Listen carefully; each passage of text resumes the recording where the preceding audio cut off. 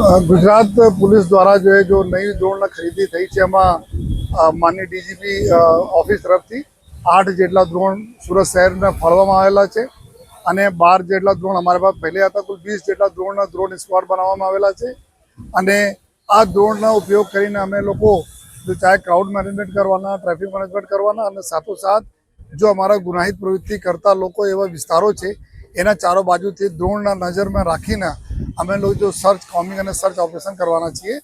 तो आ एक फूटेज एना लईने एना एविडेंस तरीके जो कोर्ट में अमे लोग प्रस्तुत करवाना छीए अने आवनार दिवसों में जब तहेवारों सीजन चालू थई रह्या छे त्यारे आ ड्रोन मददथी तमाम प्रकार लॉ ऑर्डर कंट्रोल करवामां पुलिस खूब मदद मळवाना छे।